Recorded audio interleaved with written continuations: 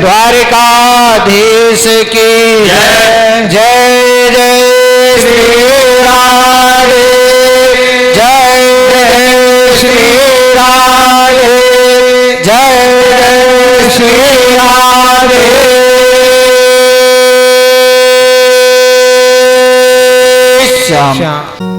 जहाँ भगवान श्री कृष्ण ने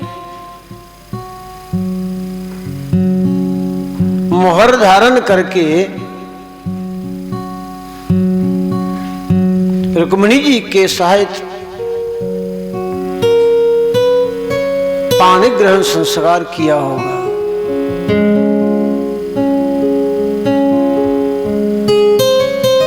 श्री सुखदेव जी कहते हैं, परीक्षित, भगवान ने 16,108 विवाह किए। पहला विवाह रुक्मिणी जी के साथ में किया और दूसरा विवाह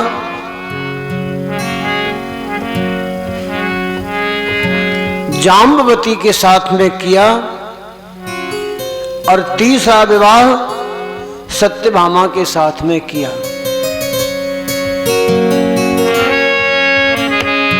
पहले इनकी कथा आपको श्रवण कराते हैं।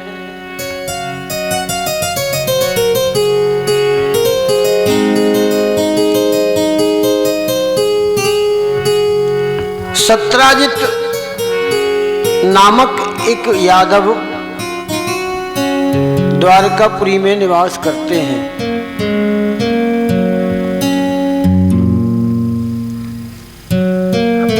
इन्होंने सूर्य भगवान की भक्ति की, सूर्य भगवान की आराधना की। सूर्य भगवान ने प्रसन्न होकर के इनको एक मणि दी और वह मणि ऐसी थी कि 2 भार सोना प्रतिदिन दिया करती थी। एक दिन सत्राजित के भाई हैं जिनका नाम है प्रसेनजित। प्रसेनजित उस मणि को गले में धारण करके द्वारका की सुधर्मा सभा में आए। उस मणि के प्रकाश से सब लोग आश्चर्यचकित हो गए। सब लोग ये कहने लगे, ये कौन आ रहा है? ऐसा प्रतीत हो रहा है कि साक्षात सूर्य नारायण चले आ रहे हैं। प्रसंग बस एक बार भगवान श्री कृष्ण ने सत्राजित से यह कहा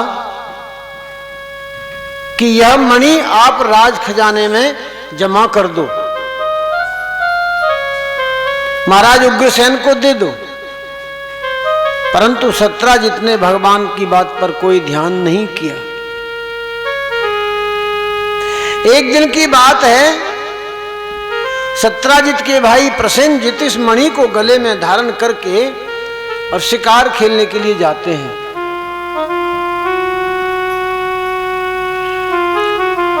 उस मणि को प्राप्त करने के लिए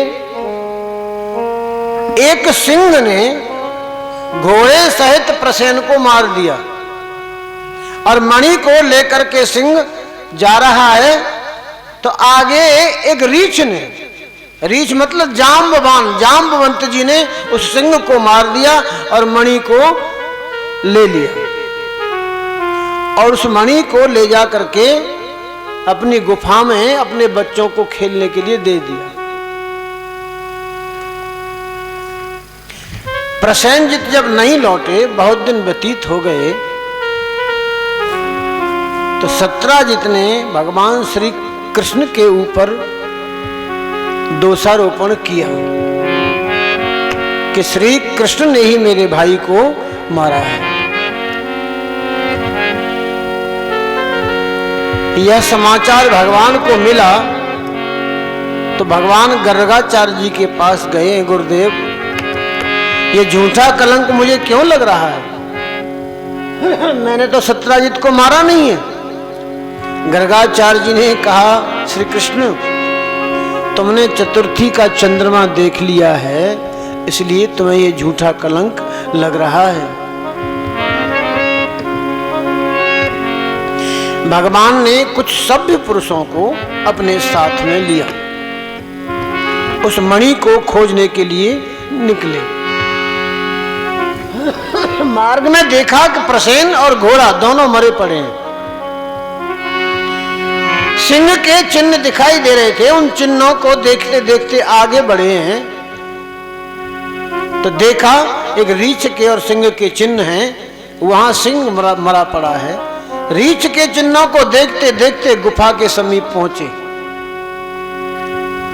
और भगवान श्री कृष्ण अकेले ही उस गुफा में प्रवेश कर गए। अपरिचित मनुष्य को गुफा में आते हुए देखा तो वहां जो बच्चे मणि से खेल रहे थे, बच्चों ने रोना प्रारंभ किया, चिल्लाना प्रारंभ किया। जांबवंत जी आए, भगवान को न पहचान कर, भगवान के प्रभाव को, भगवान की महिमा को न समझ करके जांबवंत जी भगवान से लड़ने लगे। और यह भगवान श्री कृष्ण का जांबवंत जी का युद्ध 28 दिन तक चला। दिन रात विश्राम नहीं किए। जब जांबवंत जी की नस नस ढीली पड़ गई, शक्ति क्षीण होने लगी, तो जांबवंत जी जान गए कि ये कोई और नहीं है, ये तो मेरे वही प्रभु हैं।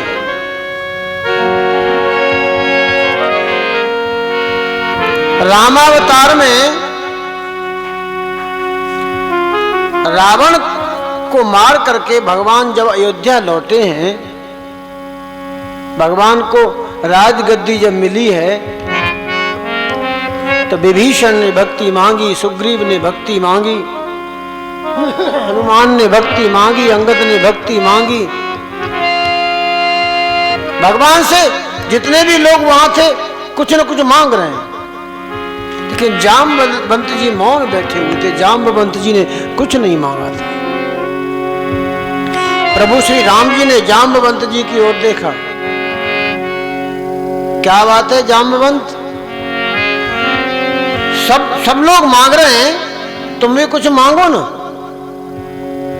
तो जांबवंत जी ने उस समय कहा था कि प्रभु मैं आपसे क्या मांगू, आपका और रावण का बड़ा घोर संग्राम हुआ और हमने भी आपके साथ में राक्षसों को खूब मारा, खूब युद्ध किया हमने भी प्रभु, लेकिन हमारी लड़ने की जो इच्छा है ना वो भी पूर्ण नहीं हुई है। प्रभु अगर मेरी लड़ने की इच्छा पूर्ण हो जाए, यही वरदान मैं चाहता हूं। तो भगवान श्री राम ने कहा था, जांबवंत इस युग में तो हम मर्यादा में हैं, मर्यादा में बंधे हुए हैं। हमारा और आपका युद्ध होगा तो लोग क्या कहेंगे, लोग कहेंगे और भक्त और भगवान दोनों लड़ रहे हैं। हाँ, द्वापर के अंत में जब हम कृष्णावतार लेकर के आएंगे तब हम तुम्हारी इच्छा को पूर्ण करेंगे। आज वही प्रभु जांबवंत के सामने खड़े हैं। जांबवंत जी ने प्रभु के चरण पकड़ लिए, वह मणि और अपनी पुत्री जांबवंती भगवान को सौंप दी।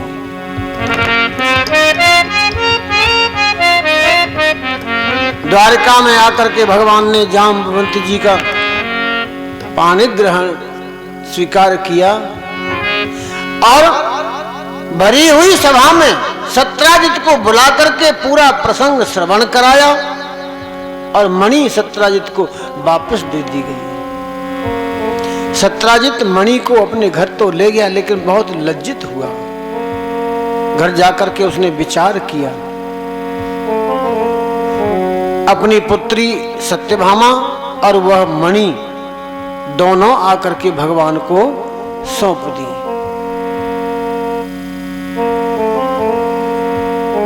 तीसरी पत्नी भगवान की सत्यभामा हुई।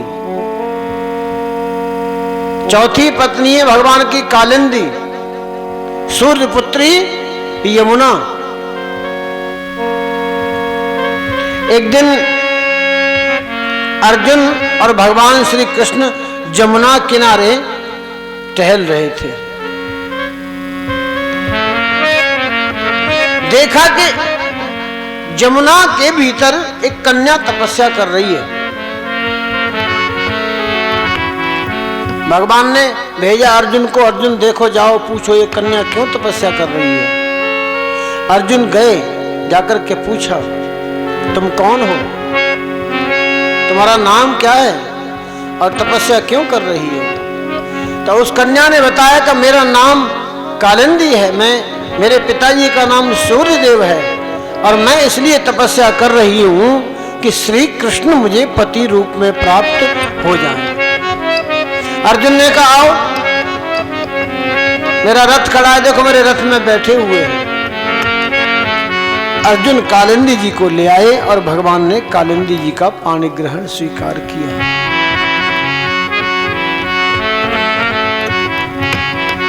भगवान की जो पांचवी पत्नी है उनका नाम है मित्रविंदा, छठवीं है सत्या और सातवीं है नग्नजिति।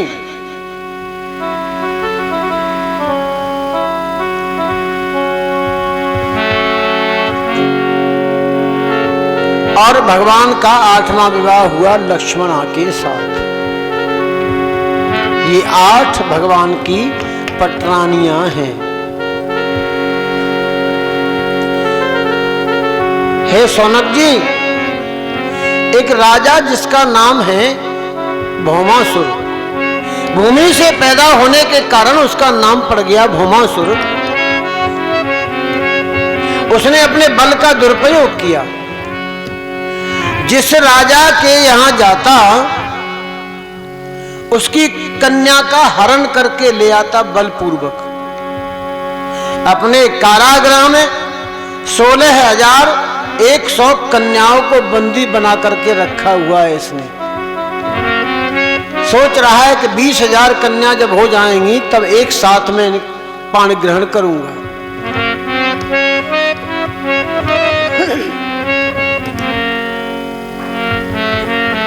भगवान को यह समाचार मिला तो भगवान सत्यभामा जी को लेकर के प्राग ज्योतिषपुर में गए, भौमासुर को मारा और इन सब कन्याओं को मुक्ति दिलाई। सब कन्याओं को मुक्ति दिलाई। उन सब कन्याओं ने भगवान श्री कृष्ण से हाथ जोड़ करके प्रार्थना की, हे प्रभु, इस भौमासुर ने हमको अपने कारागृह में बंदी बना करके रखा है। अब इस संसार में हम पर कौन विश्वास करेगा, हमसे कौन विवाह करेगा। अतः आप ही हमको स्वीकार कीजिए। उन कन्याओं की प्रार्थना करने पर भगवान श्री कृष्ण ने 16,100 कन्याओं के साथ में एक साथ पाणी ग्रहण किया, एक साथ सबको स्वीकार किया। बोलिए द्वारका नाथ भगवान की जय।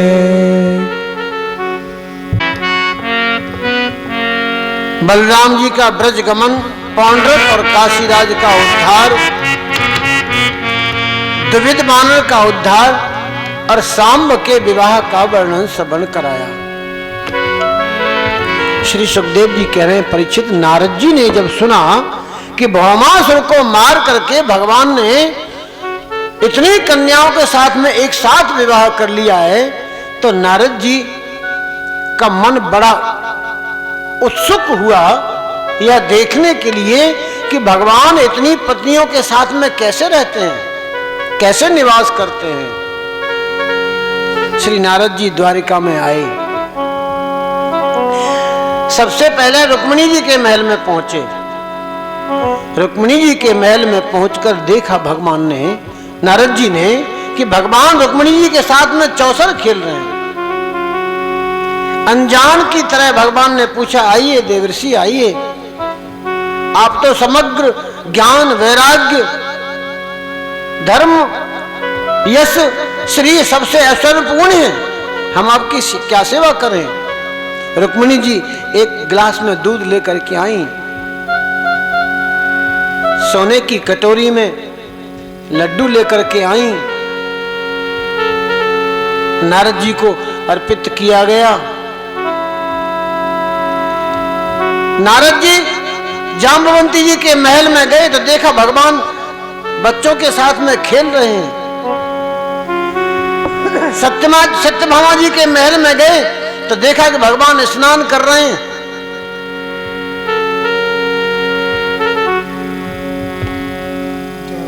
इसी प्रकार से नारद जी भिन्न भिन्न महलों में गए और भगवान को भिन्न भिन्न कार्य करते हुए देखा।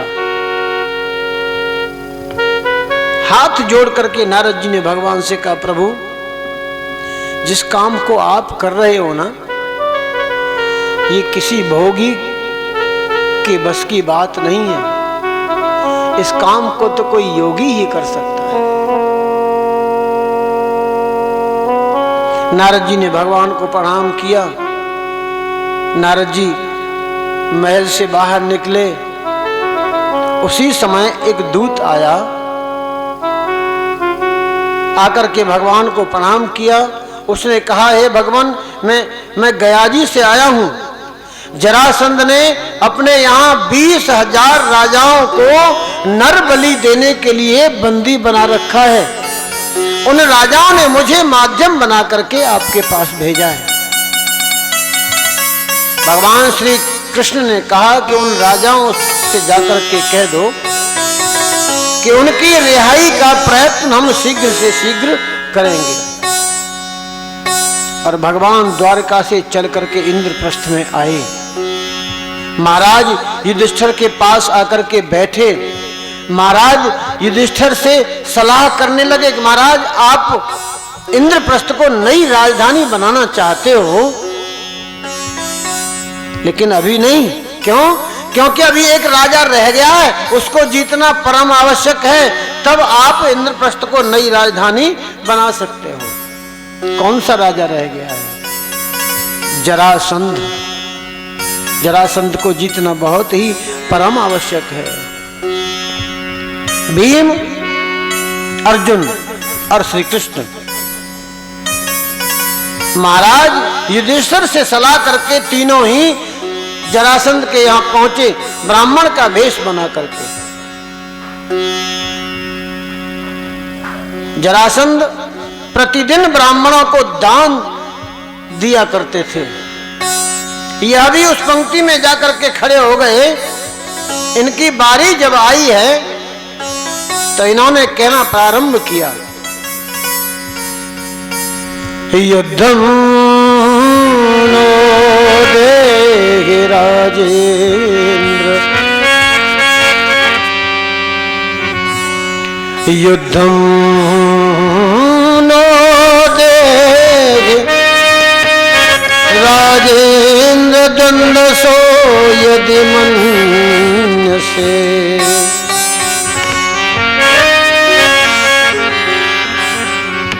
युद्धार्थनो वयं प्राप्ता राजन्याकान्यकांक्षिणः।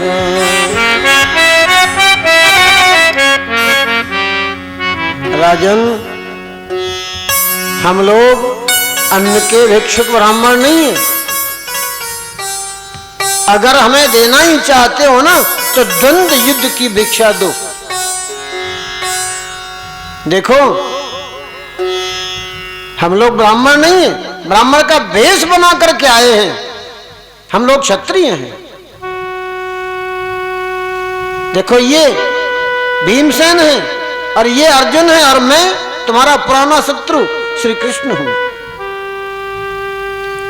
जरासंध मन में प्रसन्न हो गया कि मेरे भय के कारण क्षत्रिय से ब्राह्मण का भेष बना करके आए हैं, मैं इनको द्वंद्व युद्ध की भिक्षा अवश्य दूंगा। द्वंद्व युद्ध भीमसेन के साथ में हुआ।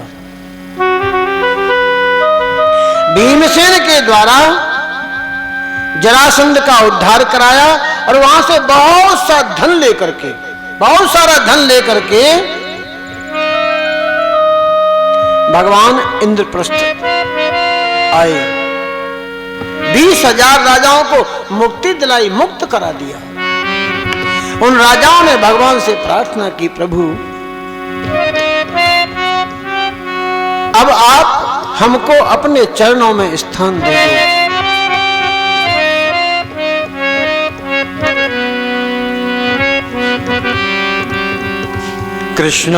कृष्णाय वासुदेवाय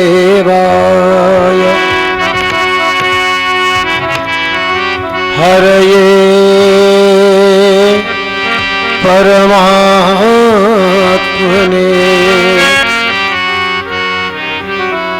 प्रणतक्लेशनाशाय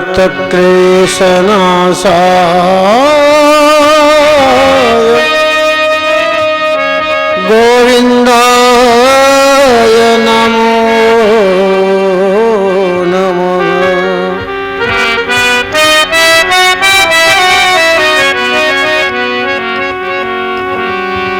अब आप हमें वह उपाय बतलाइए कृपा करके जिससे आपके चरण कमलों की कभी विस्मृति नहीं है। हमें सदैव आपके चरण कमलों की स्मृति बनी रहे, चाहे हमें संसार की किसी भी योनि में जन्म लेना पड़े। हे प्रणाम करने वालों के क्लेश का नाश करने वाले श्री कृष्ण वासुदेव हरि परमात्मा एवं गोविंद के प्रति हमारा बार बार नमस्कार है। अब हम आपसे यही प्रार्थना करते हैं कि आप हमें अपने श्री चरणों में स्थान दें।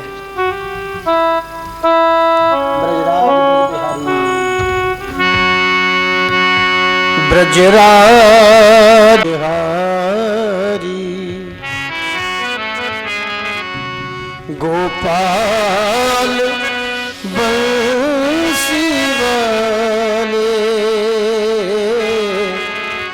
ब्रजराज ब्रज बिहारी गोपाल बंसी वाले इतनी विनय हमारी इतनी विनय हमारी वृंदा विपिन बसाले इतनी विनय हमारी वृंदा विपिन बसाले चुप बिहारी गोपाल बंसी वाले ब्रजराज ब्रज बिहारी गोपाल बंसी वाले ब्रजराज ब्रज बिहारी।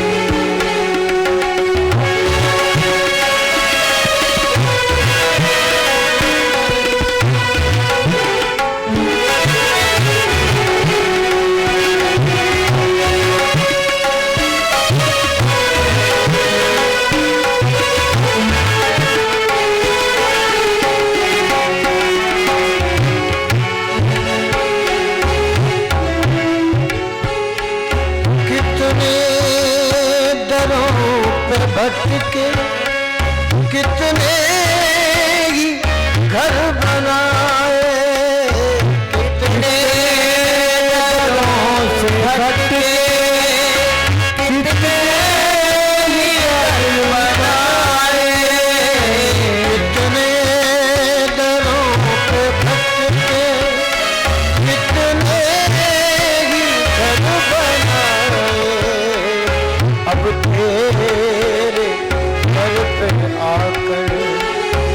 अब तेरे दर पे आकर जाए न हम निकाले ब्रजराज ब्रजबिहारी गोपाल बंसी वाले ब्रजराज ब्रजबिहारी।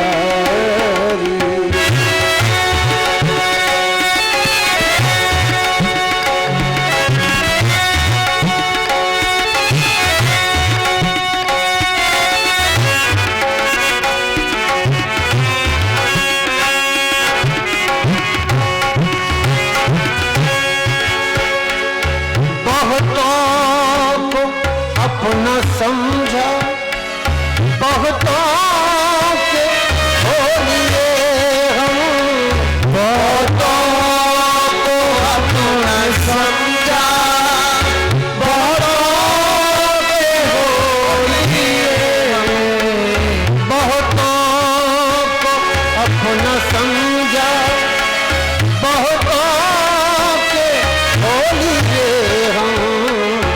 अब तेरे बन रहेंगे, अब तेरे बन रहेंगे, अपना हमें बना ले ब्रजराज ब्रजबिहारी गोपाल बंसीवाले ब्रजराज ब्रजबिहारी।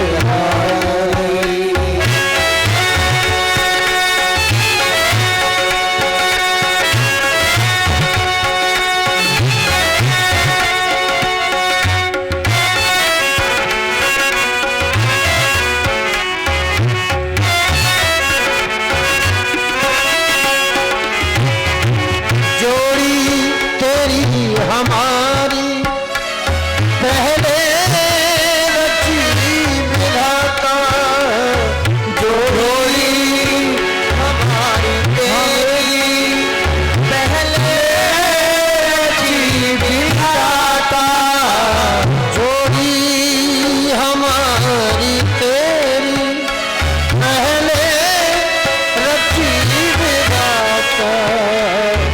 और तुम तो रंग के काले हो, तुम तो रंग के काले और हम दिल के काले हो, तुम तो रंग के काले और हम दिल के काले ब्रजराज ब्रजबिहारी।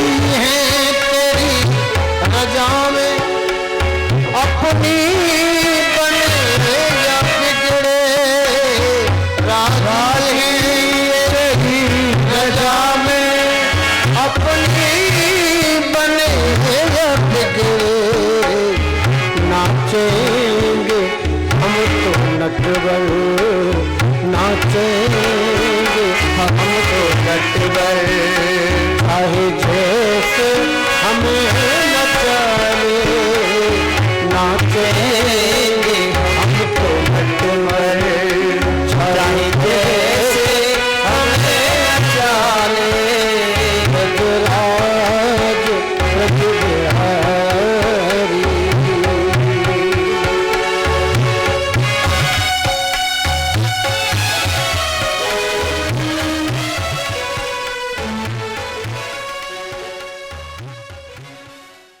जयकारा शेरावाली का।